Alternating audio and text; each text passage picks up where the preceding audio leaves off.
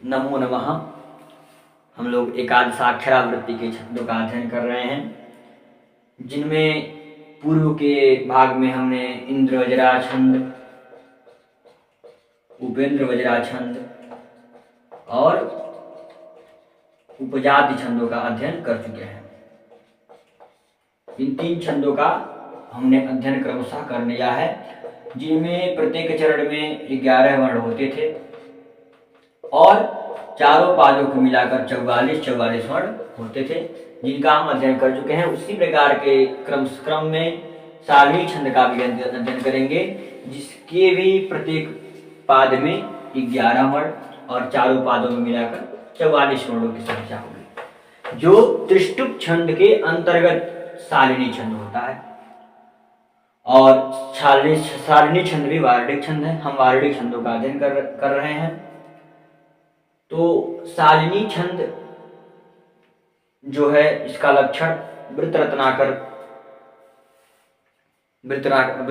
जो छंद का पुस्तक है केदार भट्ट जी के द्वारा, वे लक्षण को भी जो लिखते हैं, लक्षण भी उसमें निहित होता है। यानी जो लक्षण होता है, उनका लक्षण बताने का तरीका, वो लक्षण यानी उतने वर्ण लक्षण में भी होते हैं और वे लक्षण उसी छंद में होते हैं जिस छंद का वे लक्षण बताते हैं।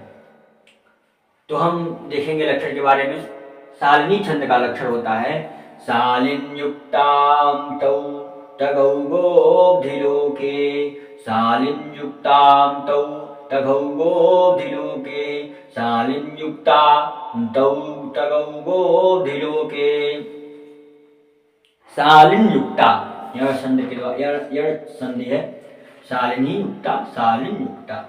सालिनी छंद कहाएगा कब? तुम तौ यानी तौ म हो और तौ यानी तगड़ हो, तौ हो, मगड़ हो, तगड़ हो, फिर तगौ, फिर तगड़ हो, गौ यानी 2 गुरु हो, 2 द्विवचन है तो 2 की संख्या लेंगे, फिर गोब्धिलोके यानी फिर ग हो, गुरु हो, और अब्धिलोके, अब्धि शब्द है।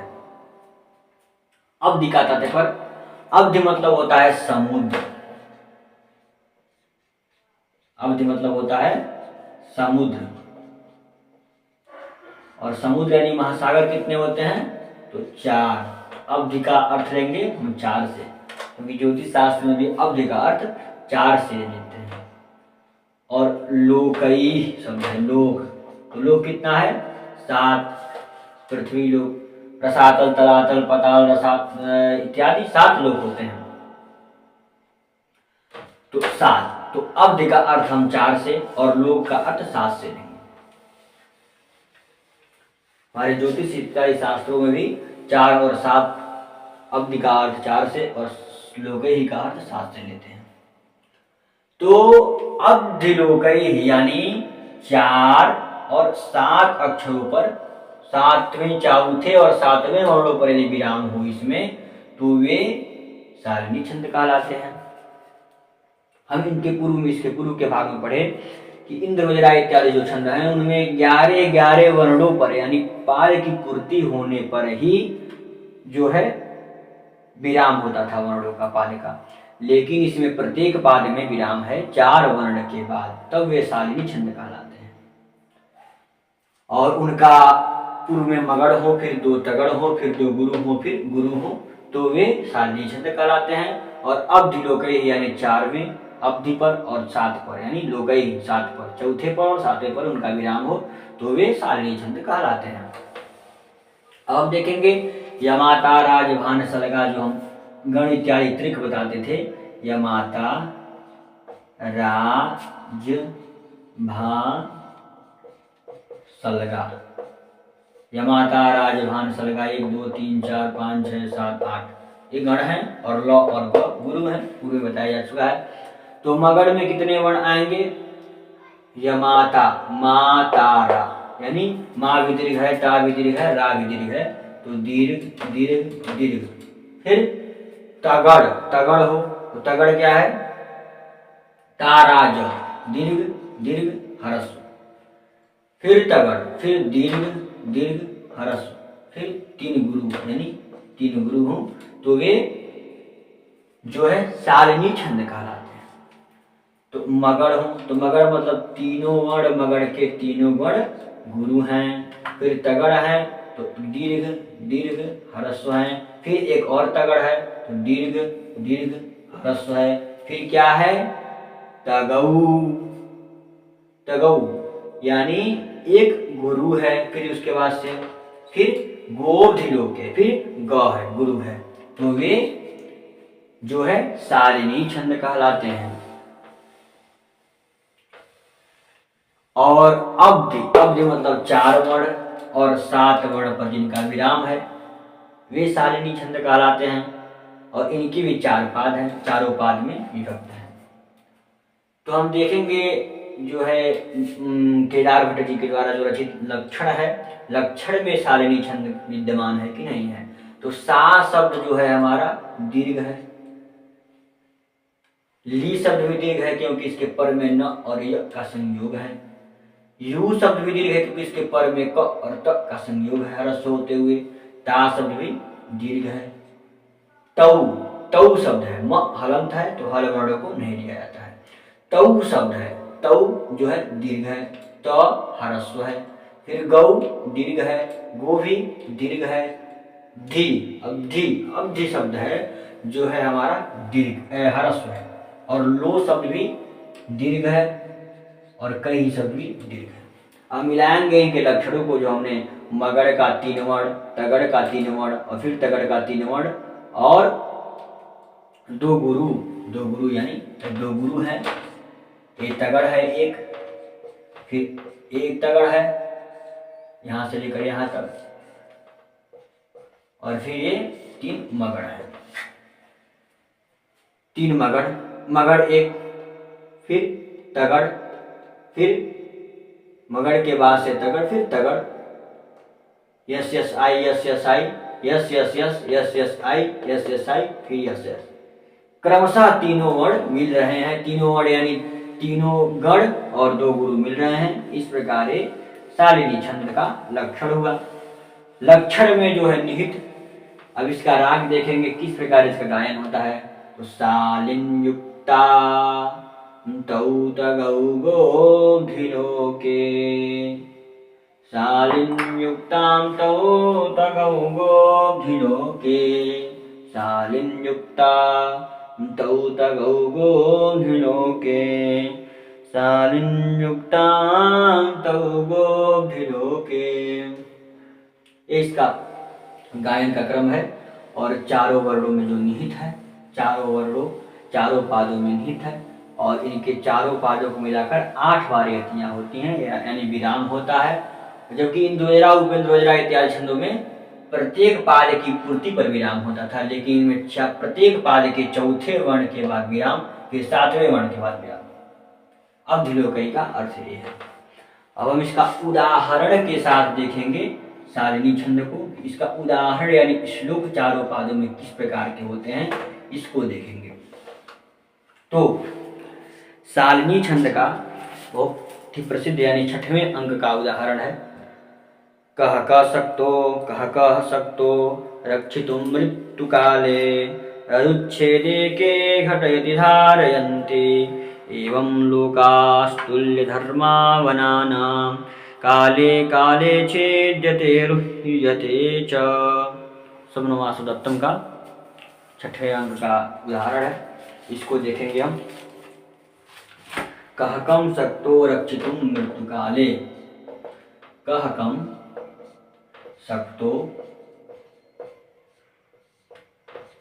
रक्षितुं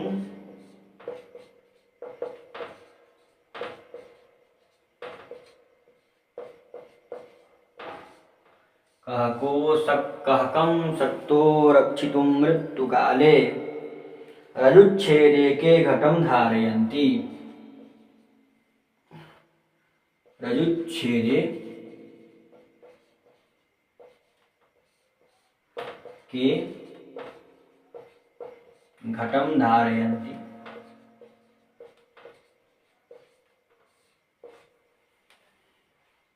एवं लोकस्तुल्य धर्मावनानां,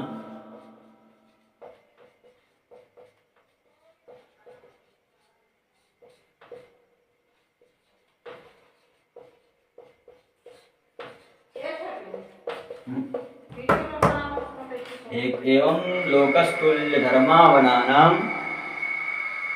काले काले छिद्यते रुह्यते च। काले काले छिद्यते रुह्यते च। कः कम शक्तो रक्षितुं मृत्यु काले। कः कम यानी कौन, किसे रक्षितुं शक्तो किसे रक्षा कर सकता है, मृत्यु काले मृत्यु के समय में। रजुच्छेदे के घटम धारयन्ति, यदि रस्सी टूट जाए तो कौन घट यानी घड़े को धारण कर सकता है। एवं लोकस्तुल्य धर्मावनानाम, इसी प्रकार इस धर्म में भी काले काले छिद्यते रुह्यते, समय समय आने पर उनका विनाश होता है और फिर उनका पतन होता है, फिर नया उनका जन्म होता है। यही इसका तात्पर्य इस श्लोक का है, जो स्वप्नवासो दत्तम के 6ठों अंक का जो है 10वें नंबर का श्लोक है। अब हम इसमें देखेंगे कह शब्द में ह्रस्व है अथवा दीर्घ है, तो जिनमें विसर्ग होता था वे दीर्घ होते थे। फिर कम, कम शब्द जो है वो भी दीर्घ है क्योंकि इसमें अनुस्वार है। सक्तो सक्तो सक्तो शब्द है तो स भी दीर्घ होगा क्योंकि उसके पर में संयोग है, तो भी दीर्घ होगा। र केवल र भी दीर्घ होगा क्योंकि इसके पर में क और स का संयोग है। और क्षी शब्द है ह्रस्व है, भले वो संयोग में हो लेकिन यदि वो ह्रस्व हो, उसके पूर्व का वर्ण ह्रस्व को दीर्घ होता है, यदि वो संयोग में है तो ह्रस्व का ह्रस्व ही रहता है, इसलिए इसको ह्रस्व ही होगा। तू में ऊ छोटा हुआ है इसलिए इसको अनुस्वार होने के कारण इसको दीर्घ की प्राप्ति होगी। मृत्यु शब्द में मृ, इसके पर में त और य का संयोग होने से दीर्घ हो जाएगा। य भी य ह्रस्व है, का दीर्घ है और ले दीर्घ है। फिर रजुच्छेदे के घटम धारयन्ति, इसमें भी र दीर्घ है, जू भी दीर्घ है, छे भी ए दीर्घ है, दे का ए दीर्घ है, के दीर्घ है, घ ह्रस्व है। फिर टम भी जो है हमारा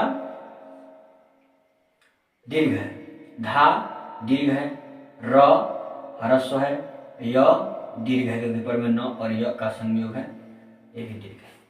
इसी प्रकार जो कि देखेंगे ये भी दीर्घ है, वंग भी दीर्घ है, लो भी दीर्घ है, क ये भी दीर्घ है, त ये भी दीर्घ है, य जो है हमारा ह्रस्व है, ध दीर्घ है, मा दीर्घ है, व ह्रस्व है और ये दोनों दीर्घ है।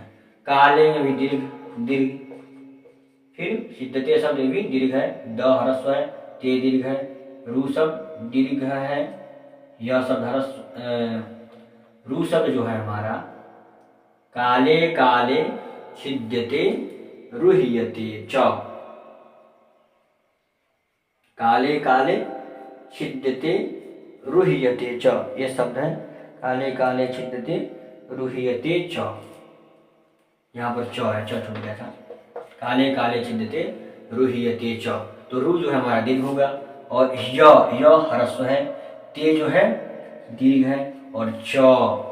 तो पद के अंतिम में यदि पाद की पूर्ति करना हो तो पादंतस्थ विकल्पेन पद के अंतिम के वर्ण को हम ह्रस्व होते हुए भी इसको दीर्घ मानते थे, इसलिए भी दीर्घ हो जाए। तो यमाता राजभान सलगा यानी मगड़ हो फिर तगड़ हो, तो देखेंगे मातारा दीर्घ दीर्घ दीर्घ, फिर तगड़ तारा जो यानी दीर्घ दीर्घ ह्रस्व, दीर्घ दीर्घ ह्रस्व, फिर जो है फिर तगड़ यानी दीर्घ दीर्घ ह्रस्व फिर से, और फिर दो गुरु तो वे सालिनी छंद कहलाते हैं। सालिन युक्ताम तौ तगौ, मगड़ तगड़ दो, फिर गौ फिर गुरु, एक तगौ वाला गुरु फिर यहाँ पर गुरु, और अवधि लुकई यानी 4 और 7, अवधि मतलब 4 और 7 वर्णों पर विराम हो तो वे सालिनी छंद कहलाते हैं। इसी प्रकार देखेंगे प्रत्येक पाद में जो मात्राएं हैं क्रमशः उसी क्रम में सभी मात्राएं हैं, कोई भी इधर उधर मात्राएं नहीं हैं। इस प्रकार सालिनी छंद है। अब हम इसका गायन देखेंगे।